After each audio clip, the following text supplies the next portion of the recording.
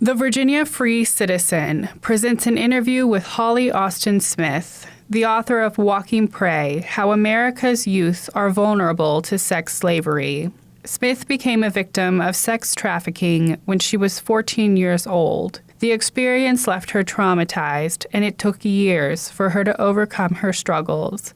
She eventually found support through other human trafficking survivors, and now spreads a message of prevention, working to protect America's at-risk youth from falling prey to sex traffickers. So I was 14 years old.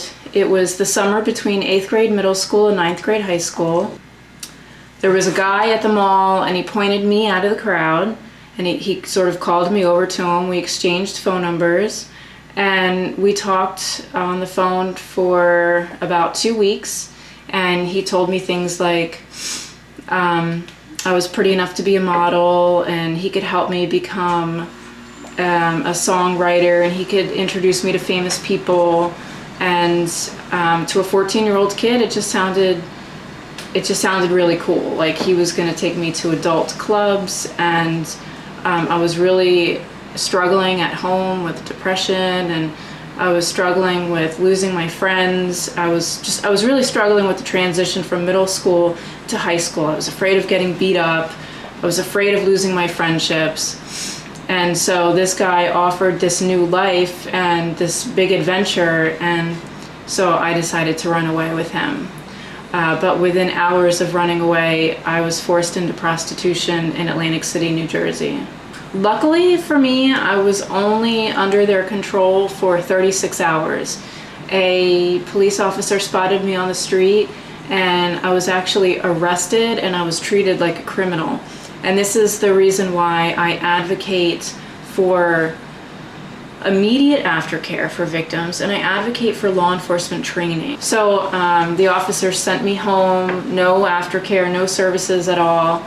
And I really struggled for a lot of years after that. Everybody wants to hear, what was it that changed everything around for you?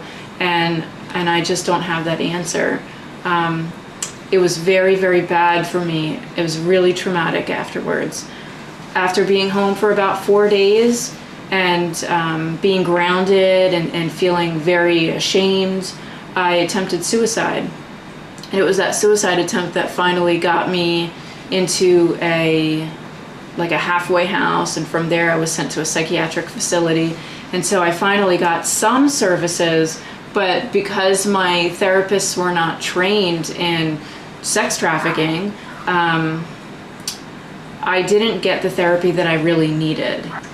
And without services, I struggled all through high school. My friends found out what had happened to me, and I was ostracized, and I was called names, and I had to change schools several times.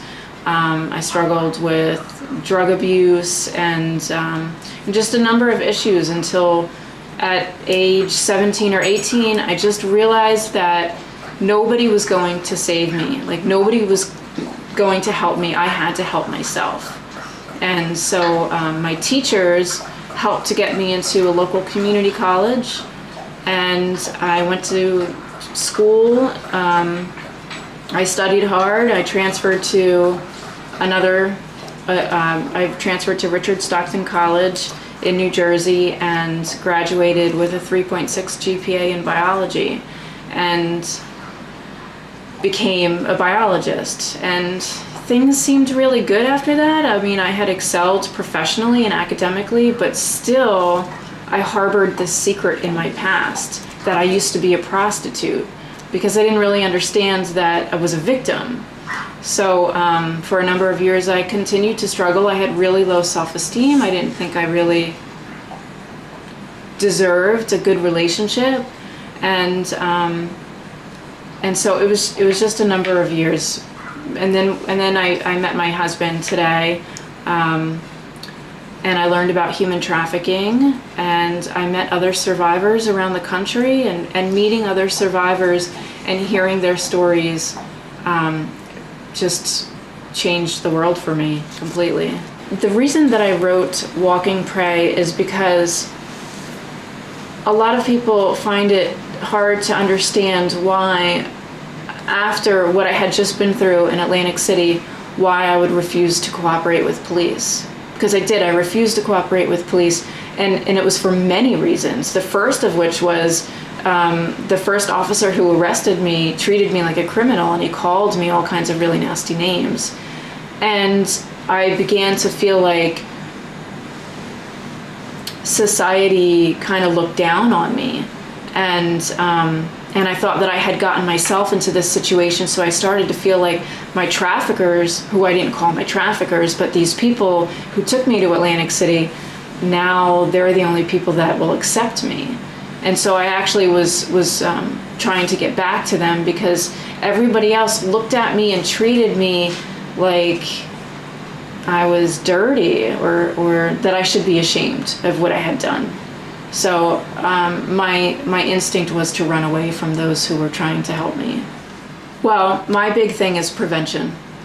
And I think that prevention needs to start in school.